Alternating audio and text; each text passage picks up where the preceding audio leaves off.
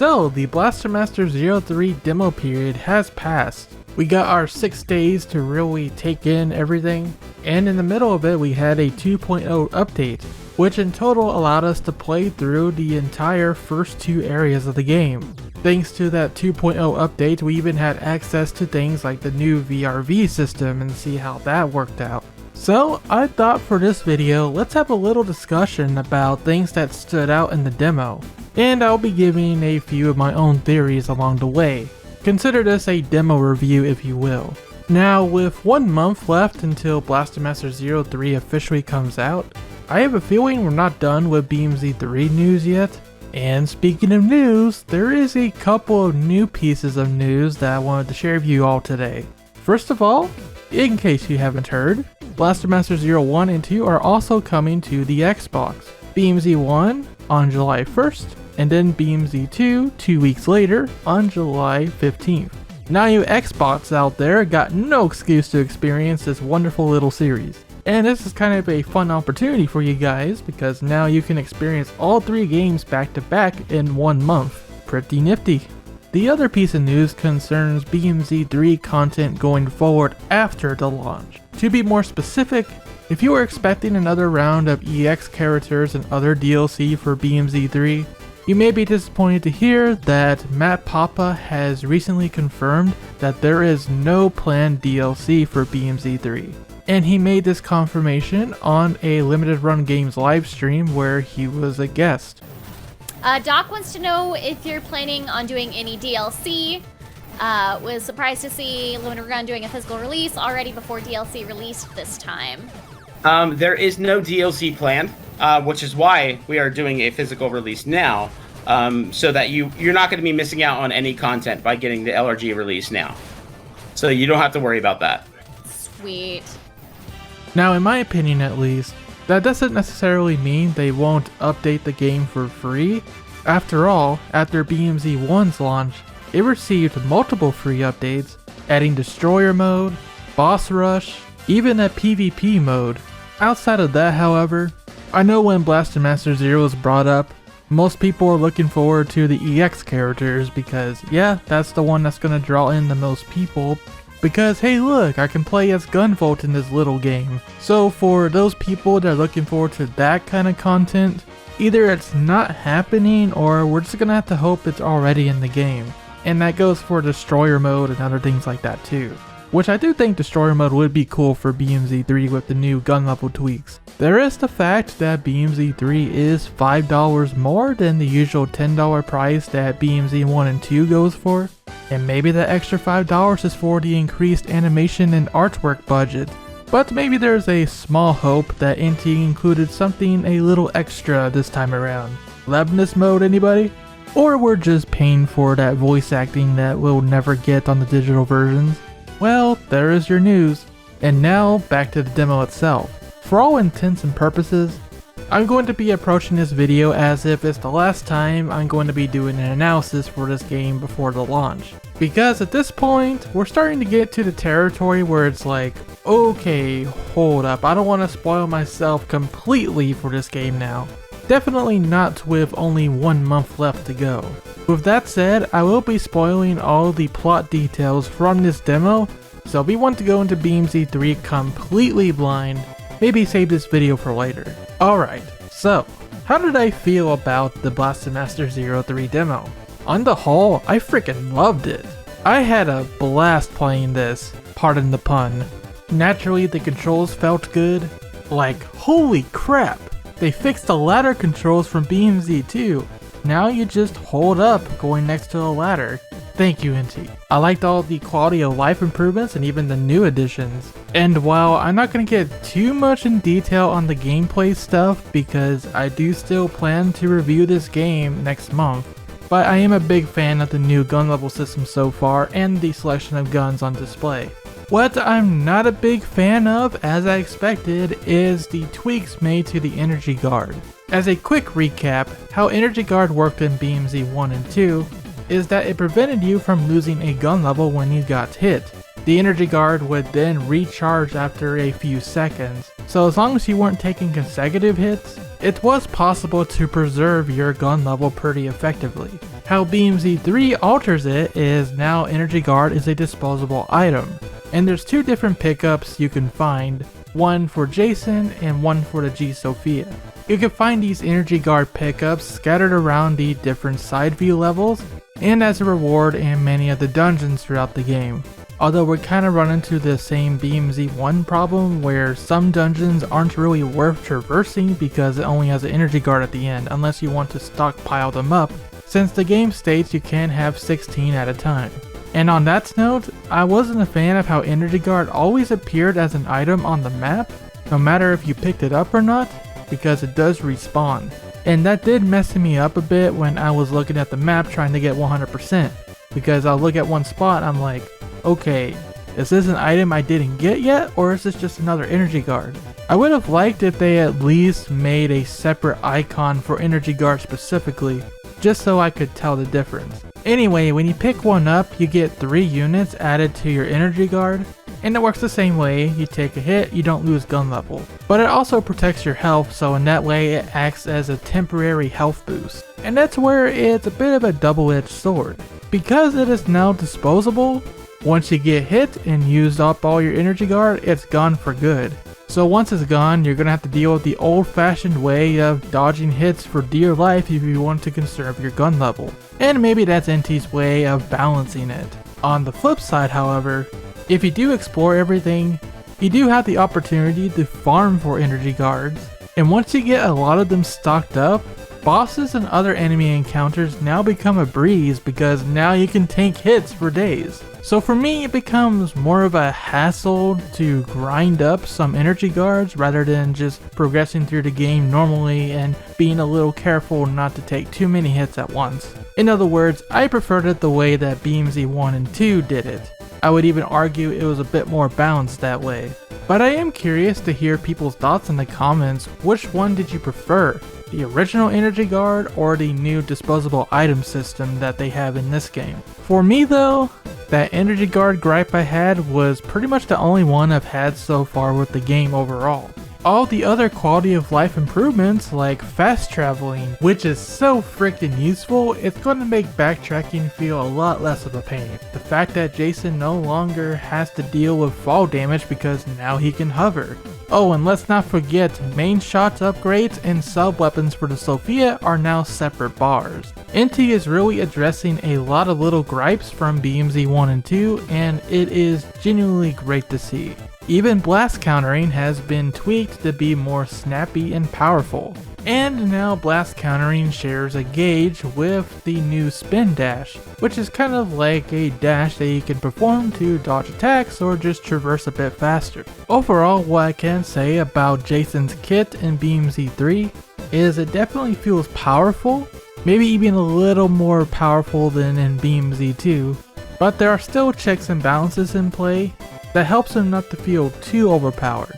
And the difficulty of the game definitely makes up for it, because even with all these changes, the game still kicked my butt at times, especially a couple of the bosses like King Garner himself. So rest assured, this game still doesn't play around.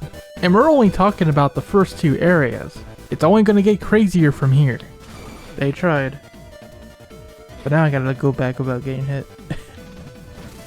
Yeah, that was a sequence break 100%. Like, you can do it. It's possible, but it's not recommended. But you can do it. Well, there's no enemies, it looks like.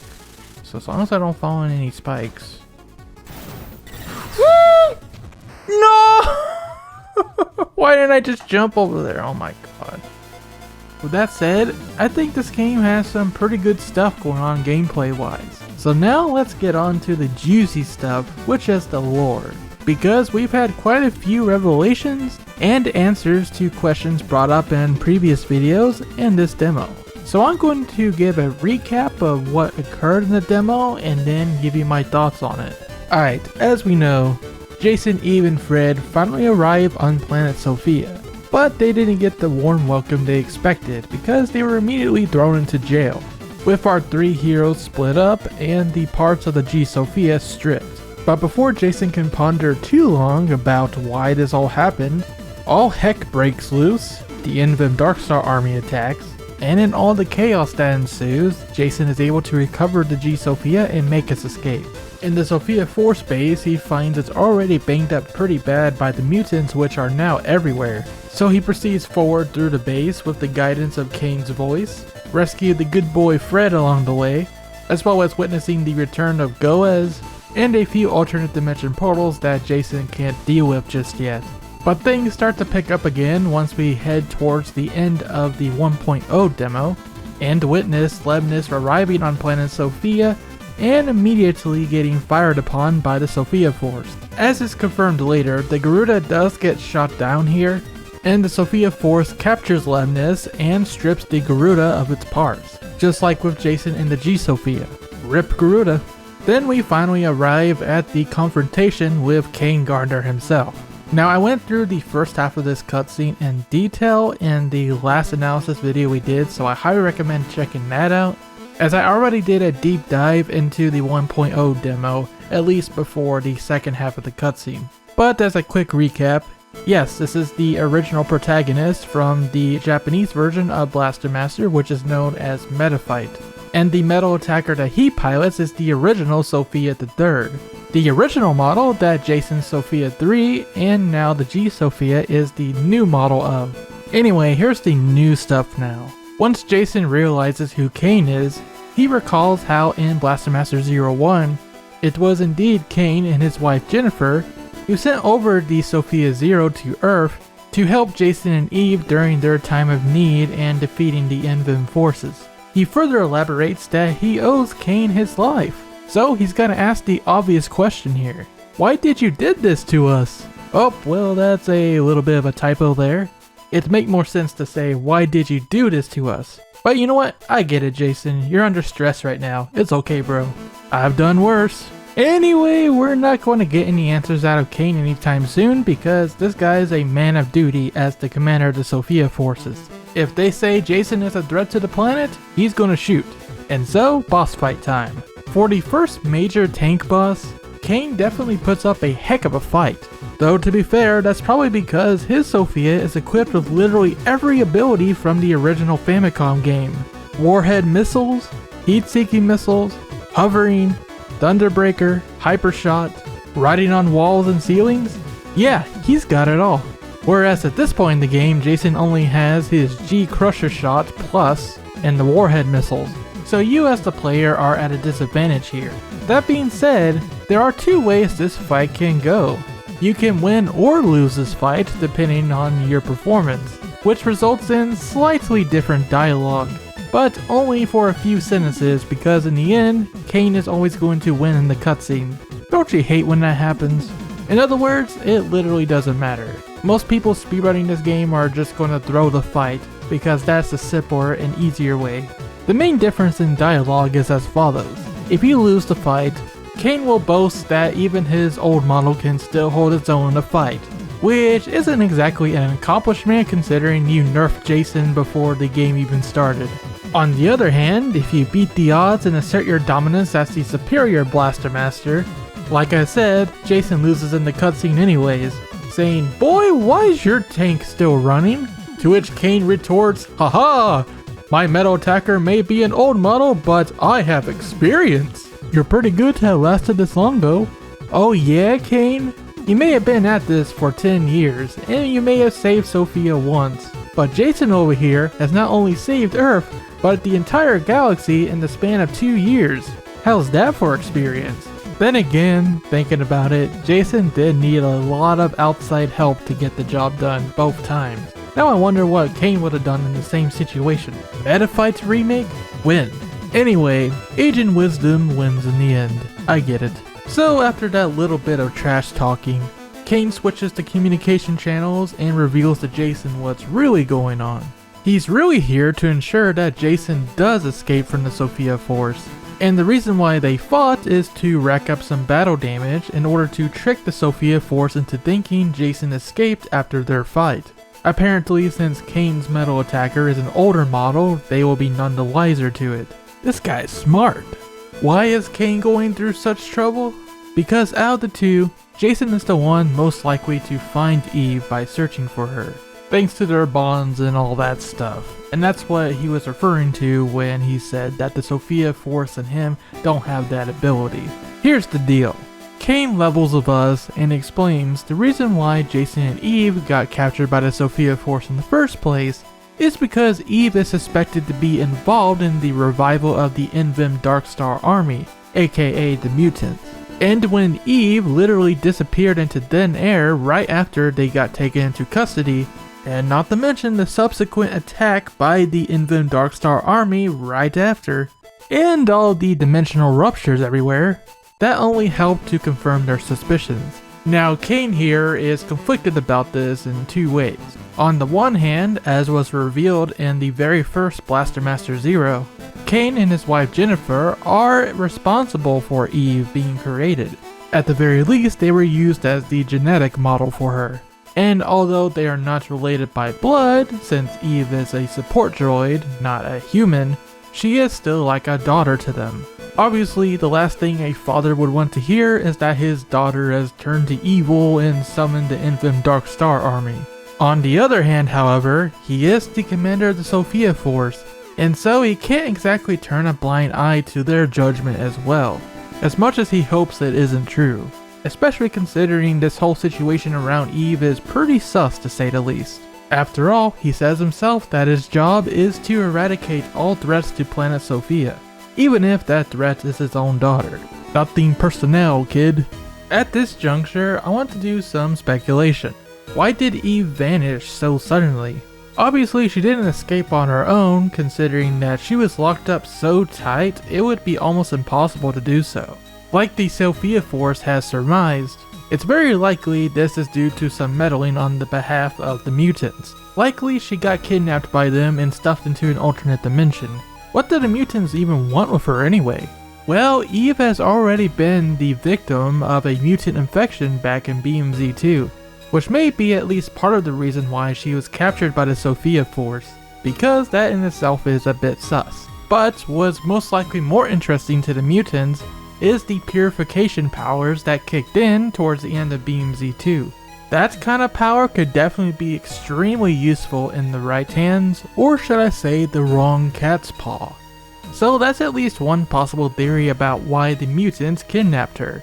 And from there, as we see later in the demo, they did create mutant clones of her, specifically titled Evil Eve, and actually that does confirm that person on the bottom right of the key art. That is 100% one of the Evil Eves, and perhaps these mutant clones were one of the other reasons why the Sophia Force captured Jason, Eve, and Fred. Because maybe they saw one of those mutant clones and were like, oh my god, Eve is evil now? Then you know what happens next. Sophia Force captures Eve, and when she's up for grabs, the mutants grab her for themselves. Either that, or the mutants were made after the kidnapping, it's hard to say. Suffice to say, Sophia Force did have some good reasons for capturing Eve. I wouldn't go as far to say that Eve is actually teamed up with the mutants though. But hey, maybe we'll be surprised later. And she will be the final boss. I don't know, maybe. Moving on. Once it's established that both Cain and Jason have the same goal here, which is finding Eve and finding out what the heck is going on with her, the Sophia Force begins to close in, so Cain sends Jason off, with the hover module in hand of course, telling him to use the receiver to pick up Eve's signal, and Eve may even pick up the signal from G Sophia and contact him, which does happen. Also warning him obviously that the Sophia Force is going to treat him as an escapee and a threat. But it's also here we have a cool moment. We get an in-lore explanation of the warning screens before boss fights. In my opinion, this isn't really a fourth wall break, because the enemy codes, as they talk about, are generated by the Metal Attacker's AI and displayed on the screen. The warning message is likely also displayed inside Jason's helmet during on-foot battles. Want to know what Jason's enemy code is though? It's none other than Blaster Master, which is extremely fitting since the localized Blaster Master games has always been Jason's series, whereas Metafight belonged to Cain. Maybe Cain's enemy code is something along the lines of Metafighter or something. Alright, now let's get going Blaster Master, on to Area 2 and the beginning of the 2.0 demo, which brings us to the ruins of the Sophia Metropolis, which was destroyed in the previous mutant attack. Because of that, there's lots of places around here where Jason can hide from the Sophia Force. And that's another point in Kane's smart factor. He really thought that far ahead. Anyway, we find 2 different signals for Eve, which is odd. Why would there be 2 Eves? We soon answer that question as we find the source of the first Eve signal, which of course belongs to those evil Eve clones that we talked about earlier. God, look at those hands, slimy and gooey, disgusting. And that's because this mutant Eve also shares similarities with Fred.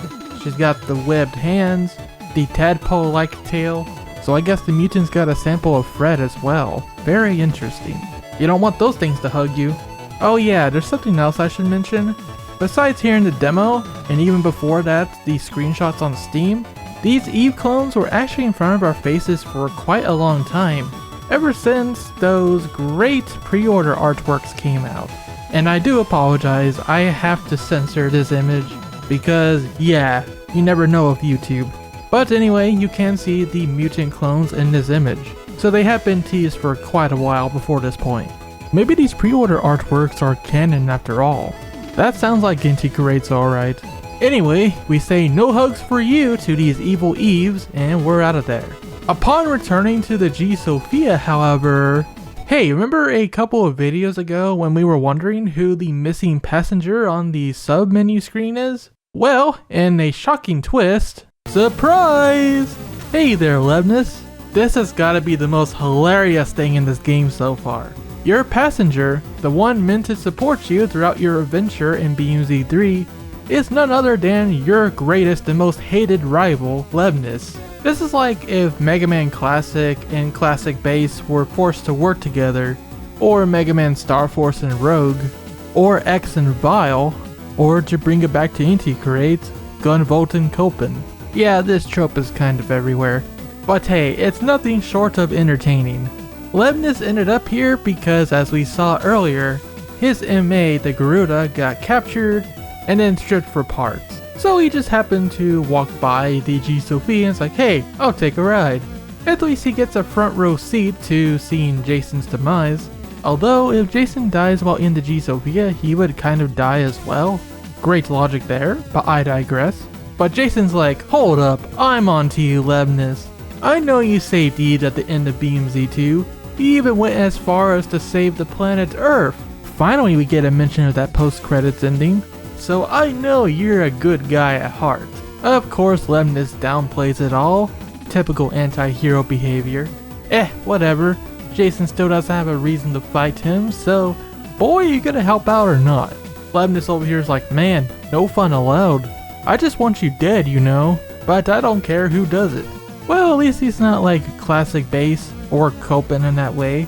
In fact, I think he makes fun of Copen a bit here, saying, I'm not gonna say something super lame like, I'm gonna be the one to break you. Burn! Before we get back to our adventure then, Lebnus tells Jason that if he ever gets lonely, he can't call him from the sub-screen, but he's gonna make you regret it every time you do so. Which translates to hilarious dialogue. Like I said, the playoff between the two characters here and their personalities is super entertaining. For example, you don't have Lebnus telling you how all your gear works, oh no. He's just like, oh, what's this button do? And he plays all the tutorial recordings that Eve made for Jason. So it's a way to incorporate Eve into the tutorial still, while having Lebnus make his own reactions to everything. Speaking of those Eve messages, there is one where she mentions that she wanted to use the blaster rifle that she found in Area Omega, and as we know, that blaster rifle belongs to none other than Roddy, who unfortunately is deceased. So now, Roddy's blaster rifle is being used as your right blaster rifle, which fires sub-weapons. That also answers the question of why does Jason have that floating blaster rifle next to him? Yep, that's Roddy's. Nice way to give him a little bit more relevance in the story than he got in the end.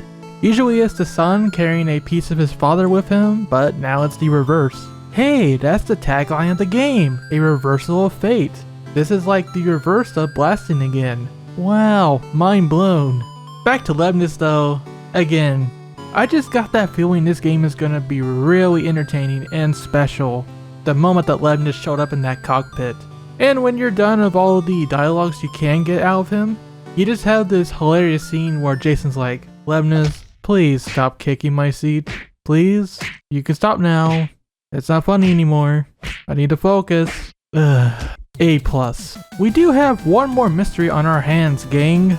And that is, how did Lemnis get into the G Sophia in the first place? It was established way back in BMZ 1 that you can't manually operate the Sophia unless you use the blaster rifle, which acts as a key. So Lemnis didn't even have the key to the G Sophia, and he didn't have authorization to enter either. So what the heck? How did he get in? Yep, you know what I'm gonna say next. Lemnis is an alternate dimension Jason theory intensifies. If it's not that, then either the G Sophia doesn't have that auto-lock feature anymore, or maybe any MA pilot could theoretically enter another MA. But I don't know. This is empty crates we're talking about. They're probably building up to something mind-blowing at the end, like the alternate dimension thingy. On that note, wouldn't it be something that we could actually play as Lemnis, at least in the post-game area, whatever it may be? Playing as Eve is another possibility, but that's assuming we actually rescue her before the post-game. It could be Lemnis, if something happens to Jason again. Either that, or we'll have another Sophia Zero situation with that new Sophia seen in the key arts. Or, hey, why not both? Oh man, now I'm thinking, what if we get to play as Kane at some point in the game? That way you get to play as both protagonists. Wouldn't that be something? So many possibilities, man. Anyway, as we end off this cutscene here, Lemnis does give us his own Garuda's homing lasers. And that is in fact how we get the sub-weapon that we saw during the previous demos. Albeit, Lemnis had already equipped the homing lasers before Jason arrived because he had full intentions to just ride off of the G Sophia without Jason. Man, what a savage. Well, I got one thing right. Something did happen to the Garuda, which forced Lemnis to be like, okay, here's my sub-weapon. But man, never would I have foresaw that he would literally just hop into the G Sophia like he owns the place. That is funny. Shortly after this whole conversation goes down, Eve finally calls us, mostly to remind us that the VRV system exists. And Jason's like, oh yeah, I do have that. Boy, how do you forget about those things? But more importantly, yeah, we have access to the VRV system now, which allows us to travel between the alternate dimensions. Some other things to note is things like the fact that Eve's transmission is experiencing a lot of interference, pretty much confirming that she probably is in the alternate dimension somewhere, since even Jason can't make a call to the G Sophia while he is in the dimension. Furthermore, it seems that second signal may indeed belong to Eve after all. We proceed forward then towards that signal, fighting a couple more bosses, including the return of the Dig Roller from BMZ 2, which I had missed during my own demo live streams because he got a sequence break to get to him early. And the Dig Roller is not the only old boss making an appearance in this game, as there are many different enemies that are based off of previous bosses. You even have miniature versions of some of the MAs, like the Sophia, as well as Stein and Kanna's metal attackers as well, which is probably the Sophia Force is doing, considering that we're in the real world at this moment. So the return of the other BMZ2 MA pilots are not confirmed yet, but it would be awesome to see them back. We also get to where the New Game Plus Expo demo took place, with the VRV system tutorials, but something we didn't see even back then was that Lemnis does interject into these tutorials to say things like, you should jump into that instant death trap. And obviously, yeah, if we did see that way back at New Game Plus Expo, the surprise would have been spoiled, so yeah, they were holding on to that secret for a little while. As part of these tutorials, we also get to see where the blue suit comes from, which is the XL charger, which is a returning ability that Jason picked up in BMZ 2, except it's now being used in a more practical way. Jason has to activate this in order to push his suit to the absolute limit so he can actually move around in the alternate dimension space. But due to the strain the XL charger is putting on him, he's only got about a couple of minutes before the blue part of the suit just goes kaput and he'll begin taking damage until he dies. So there is a downside. Not necessarily a bad ending or anything. I truly believe the true ending is going to be, hey, do you have all the items or not? You know, just like the last two games.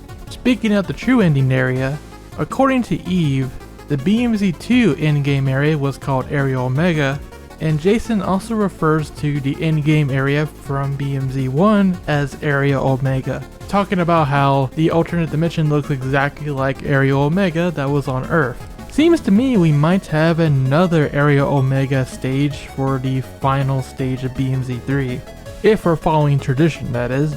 Moving on, we finally arrive at the big bad boss for Area 2, which is a multi-phase fight. 2 health bars on foot before it enters the alternate dimension, and you gotta get into the G Sophia to finish the fight. Looks like that's going to be a common theme, at least for the big bosses moving forward, as we even see a couple of screenshots from the Steam page, which reveals a bit about how this game's skeleton boss fight is going to go. It looks like first you have to fight it in the G Sophia as normal, but then for the last phase of the fight, you have to deal with it on foot. So Jason has to deal with that humongous thing by himself. That's terrifying, but it ought to be a really cool moment in the game. Getting back to the 2.0 demo, however, we defeat the boss, we get a cool new upgrade, which should help us get through those optional areas that we had a sequence breakthrough earlier, and that's the demo. We don't get to try out the new upgrade, and we don't get to see if that signal does indeed belong to Eve. Something tells me it's not going to be that easy though. We'll just have to find out what happens next in the full game of BMZ3. Guys, it's been a bit of a long video, but I hope you enjoyed that discussion. Blaster Master 03 comes out on July 29th. And like I said before, leading up to the launch, I do plan to review BMZ1 and BMZ2. Anyways, that's all for this time. For more on Blaster Master 03, including my upcoming review for the game, all things Inti Crates and Mega Man, stay tuned to ShadowRockZX. Thank you so much for watching, and thank you to our channel members, including GA class supporters, Ray Stinger, Adrian Cauldron, Kyberman41, Vince Crystals, Rose Maverick Saiyan, LML123, Rico Syndrome, and Austin Buford. Thank you once again for making our content possible, and I'll catch you on the flip side, whether it be when new BMZ3 news drops, or the full game itself, whichever comes first. Until then, rock on, and have a great day or night.